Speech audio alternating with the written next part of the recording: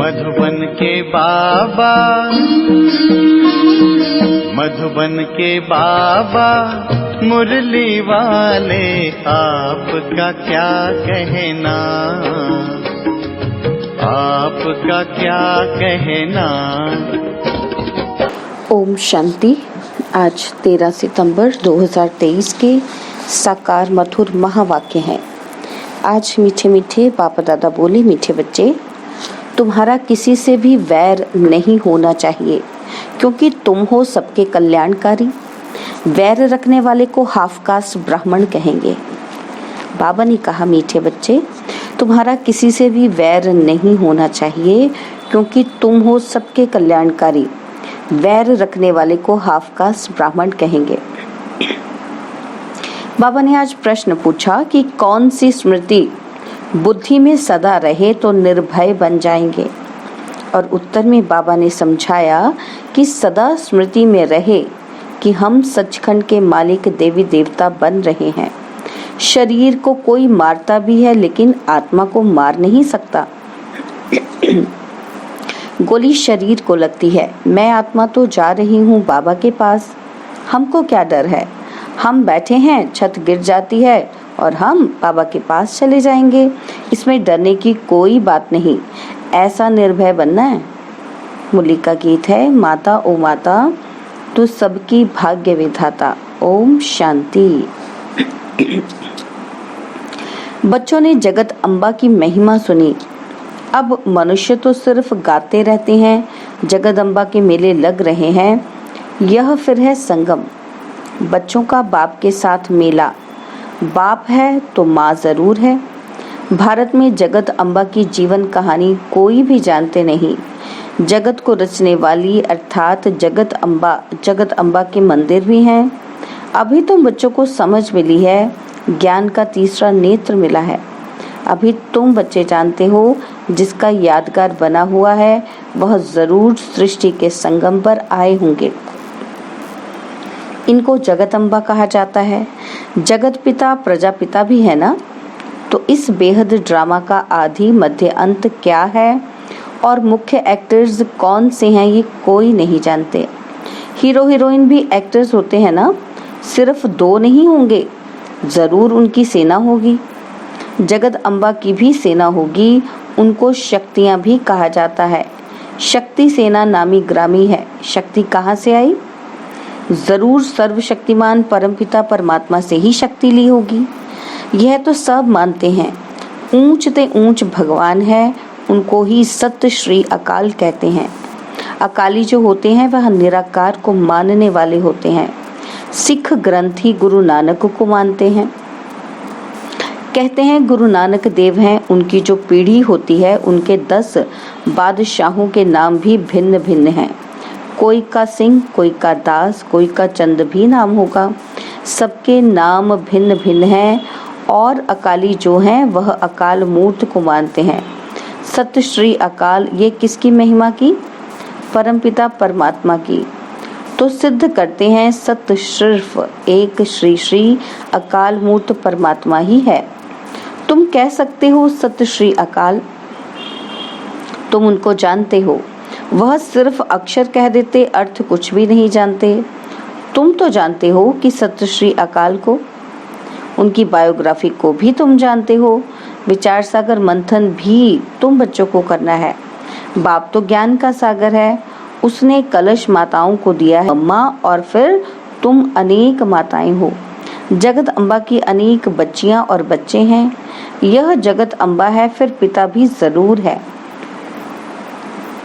तुम जानते हो यह जगत अम्बा कौन है, किसकी बच्ची है? है तो मनुष्य, 8-10 भुजाएं तो नहीं है। इतनी भुजाएं क्यों दी हैं यह किसी को पता नहीं।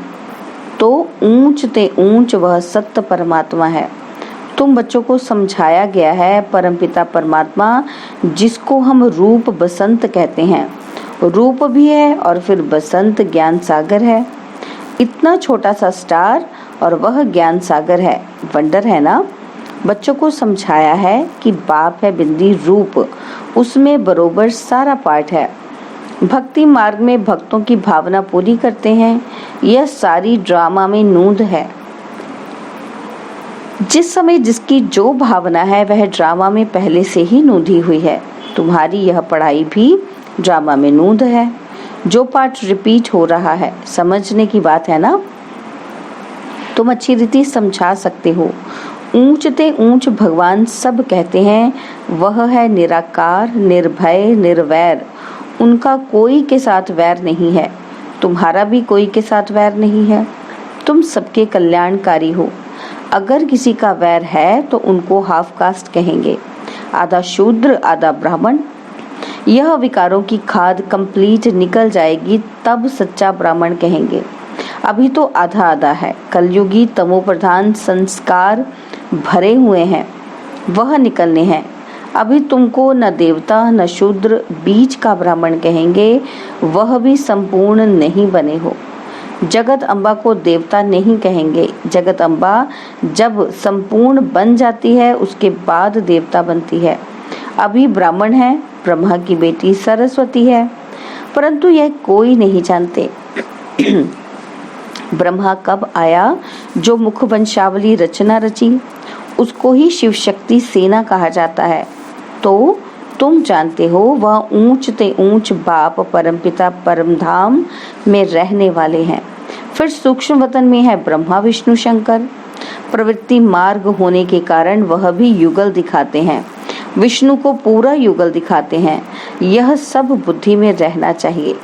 मनुष्य कहेंगे हम एक्टर्स हैं, तो मनुष्यों को ड्रामा के आदि मध्य अंत का मालूम होना चाहिए ना। तो ऊंचते ऊंच भगवान कौन है? ब्रह्मा विष्णु शंकर कौन है? क्या और भी 8, 10, 100 भुजा वाला कोई है? नहीं, ये सब चित्र फालतू हैं। ब्रह्मा की 100 भुजा दिखाते हैं। अब यह तो प्रजापिता है, 100 भुजा की तो बात ही नहीं। यह सब रॉन्ग है। राइट वास्तव में क्या है वह भी समझना चाहिए। ऊंचते ऊंच भगवान जो परम धाम में रहते हैं है स्टार। विष्णु को भी 4 भुजा दिखाई है, 2 भुजा लक्ष्मी की, 2 नारायण की। जैसे रावण के 10 शीश दिखाते हैं ना, 5 स्त्री के विकार और 5 पुरुष के।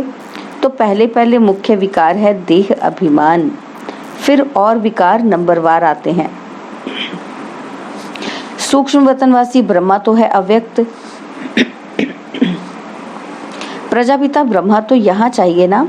यह जब संपूर्ण बन जाते हैं तो सूक्ष्म वतन में फरिश्ते बन जाते हैं। तुम भी फरिश्ते बन जाते हो। वहाँ तुम्हारा हड्डी मांस का शरीर नहीं होता है, उनको फरिश्ता कहा जाता है। ब्रह्मा तो प्रजापिता यहाँ है। फिर विष्णु 2 रूप से पालना करेंगे। शंकर तो है सूक्ष्म वतन में। यह बड़ी समझने की बातें हैं। इतनी दूरंदेशी बुद्धि कोई की है ही नहीं। तुम्हारी बुद्धि एकदम मूल वतन सूक्ष्म वतन तक चली गई। सूक्ष्म वतन अब रचा हुआ है। ब्रह्मा विष्णु शंकर की भी रचना हुई है। जहाँ तक आ जा सकते हो तो ऊंचते ऊंच भगवान, फिर ब्रह्मा विष्णु शंकर, फिर यह मनुष्य सृष्टि में देवी देवताएं। बाकी 8, 10 भुजा वाले व चंडिका देवी आदि तो है नहीं। इतने सब चित्र कहाँ से आए? तुम्हारे पास कोई हथियार थोड़े ही है।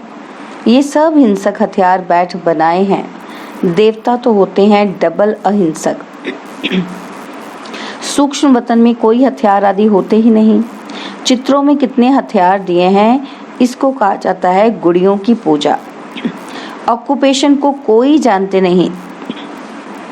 बाबा आकर ब्रह्मा द्वारा नई रचना रचते हैं तो खुद बड़ा हो गया ना। तुम हो उनकी संतान, पोत्रे और पोत्रियां। समझने वाले समझते भी हैं, परंतु फिर यह नहीं समझते कि सबकी मौत होनी है। अभी भी कितने मरते रहते हैं। अखबारों आदि में कोई दिखलाते थोड़े ही हैं, नहीं तो नाम बदनाम हो जाए। भूख बहुत मरते हैं। एक समय मुश्किल से 2 रोटी मिलती है। तुम बच्चे जान गए हो, सत्युग में लक्ष्मी नारायण का राज्य चलता है। 2 भुजा वाले ही मनुष्य हैं। बाकी सत्युग में कोई 8, 10 भुजा वाली देवियां नहीं होती। सेकंड नंबर में है राम सीता, वह भी यहाँ राजयोग से पद पा रहे हैं। कितनी सहज बात है ना समझने की। तो पाप कहते हैं, तुमने बहुत वेद शास्त्र पढ़े हैं, अब तुम मेरे को सुनो और जज करो कि मैं तुम्हें सत्य सुनाता हूँ या वो सत्य सुनाते हैं। अगर वह सत्य सुनाते हैं तो तुम सत्यनारायण की कथा से सत्यनारायण क्यों नहीं बने हो? अभी तुम प्रैक्टिकल में सत्य बाबा से सत्य कथा सुन रहे हो। नारी से लक्ष्मी, नर से नारायण बनने की यह कथा है। जरूर प्रजा भी बनेगी कि सिर्फ लक्ष्मी नारायण जाकर तख्त पर बैठेंगे, है ना? तो प्रजा भी चाहिए। तो यह देवी देवताओं की राजधानी स्थापन हो रही है। फिर सत्युग में आकर राज्य करेंगे। वहां राजाओं को लश्कर आदि कोई होते नहीं। लश्कर विकारी अनहोली राजाओं को होते हैं। वहां तो है होली राजाएं। सत्युग को होली लैंड कहा जाता है, इसको अनहोली लैंड कहते हैं। बहुत पुराने पतित हो गए हैं। नए को पुराना बनना ही है। शरीर भी पहले नया फिर पुराना होता है। यह तो बुद्धि में बैठना चाहिए ना। मनुष्य होते हुए भी ड्रामा के आदि मध्य अंत को नहीं जानते। तुम जानते हो, ऊंच ते ऊंच शिव बाबा मूल वतन में रहते हैं, उसको निराकारी दुनिया कहा जाता है। आत्माएं बिंदियां भी वहां रहती हैं, परंतु बिंदी रूप ही दें तो कोई समझ नहीं सके। कैसे समझ सके, है ना? तो बिंदी की पूजा कैसे करेंगे? शिव बाबा के बिंदी की रूप की पूजा कैसे करें? तिलक कैसे लगाएं? बाबा अमरनाथ पर भी गए हुए हैं। बाबा सारा देख कर आए थे कि कैसे शिवलिंग बनाते हैं। कहते हैं वहां पार्वती को शंकर ने कथा सुनाई। अब पार्वती ने किस दुर्गति को पाया था जो उनको बैठ कथा सुनाई? वास्तव में तुम सब पार्वतियां हो। तुम जन्म मरण में आते हो और सदगति को पाने के लिए कथा सुन रहे हो। तो वहां पूछा कि शिवलिंग कहाँ है? तो बोला शिवलिंग तो आप ही निकल आता है। अरे ये कैसे होगा? वहां कबूतर भी दिखाते हैं। कबूतर बात करना कभी सीखते नहीं। तोते को बात करना सिखलाते हैं तो वह बोलते हैं, कंठी पड़ जाती है। तुम ज्ञान की कंठी पहनते हो। तो बाबा ने समझाया है, ऊंच ते ऊंच तो है शिव बाबा, फिर ब्रह्मा विष्णु शंकर। प्रवृत्ति मार्ग दिखाने के लिए विष्णु को 4 भुजाएं दिखाते हैं। यहाँ मनुष्य सृष्टि में ऊंच ते ऊंच लक्ष्मी नारायण और उनकी राजधानी, फिर राम सीता की डिनाइस्टी। यह होली डिनाइस्टी पूरी होती है, फिर रावण राज्य शुरू होता है। फिर सबको पतित बनना ही है। बाकी हाँ, पिछाड़ी में जो नई आत्माएं आती हैं उनका कुछ प्रभाव निकलता है। किसी का सतो प्रधानता का, किसी का रजो तमो का पाठ है। यह बेहद का ड्रामा है। मनुष्य तो मनुष्य ही हैं, बाकी सब है गुड़ियों की पूजा। तुम एक्टर्स हो ना। अभी तुम मनुष्य से देवता बन रहे हो। पढ़ाई से मनुष्य कितना ऊंच पद पाते हैं, यह भी पढ़ाई है जिससे तुम राज्य पद पाते हो। ऐसी पढ़ाई कोई होती नहीं। वह प्रिंस प्रिंसेस तो प्रारब्ध ले आते हैं और तुम यहाँ प्रारब्ध बना रहे हो। भविष्य सत्युग के लिए कितनी ऊंच और फिर सहज नॉलेज है। सेकंड में जीवन मुक्ति। हम बेहद बाप के बच्चे हैं, ईश्वरीय गोद में बैठे हैं। ईश्वरीय गोद कौन छोड़ेंगे?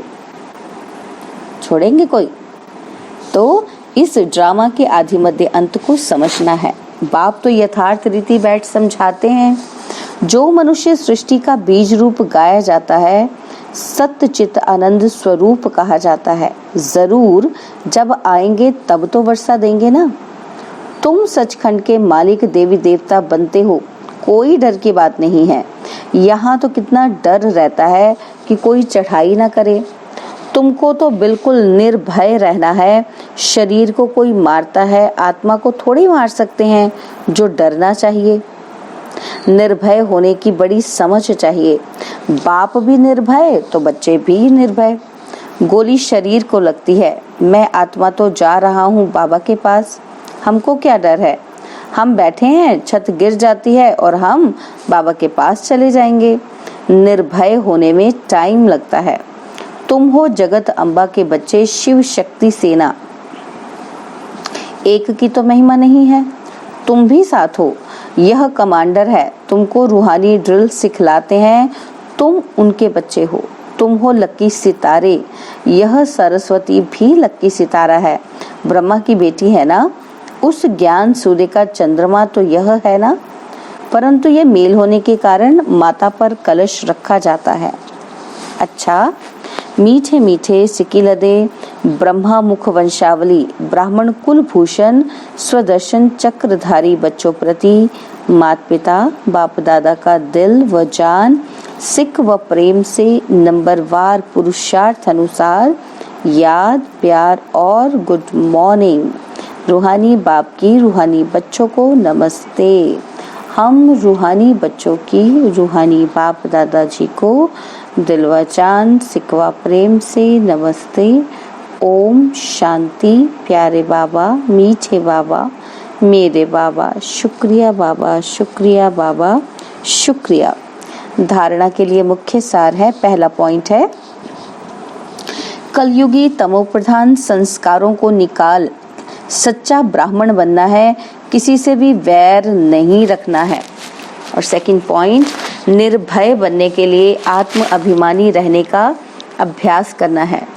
हम शिव शक्ति सेना है, हमें तो सचखंड का मालिक बनना है, इसी नशे में रहना है। बाबा ने आज वरदान दिया, कलयुगी वायुमंडल में रहते हुए उसके वाइब्रेशन से सेफ रहने वाले स्वराज्य अधिकारी भव। कलयुगी वायुमंडल में रहते हुए उसके वाइब्रेशन से सेफ रहने वाले स्वराज्य अधिकारी भव। स्वराज्य अधिकारी उसे कहा जाता जिसे कोई भी कर्मेंद्रिय अपनी तरफ आकर्षित न करे, सदा एक बाप की तरफ आकर्षित रहे, किसी भी व्यक्ति व वस्तु की तरफ आकर्षण न जाए, ऐसे राज्य अधिकारी ही तपस्वी हैं। वही हंस बगुलों के कलयुगी वायुमंडल में रहते हुए सदा सेफ रहते हैं। जरा भी दुनिया के वाइब्रेशन उन्हें आकर्षित नहीं करते, सब कंप्लेंट समाप्त हो जाती है। स्लोगन है, बुरे को अच्छे में बदल देना ही ऊंच ब्राह्मणों की श्रेष्ठ शक्ति। बुरे को अच्छे में बदल देना ही ऊंच ब्राह्मणों की श्रेष्ठ शक्ति है। ओम शांति। और अब यह एक बहुत अच्छी वीडियो भी जरूर देखें।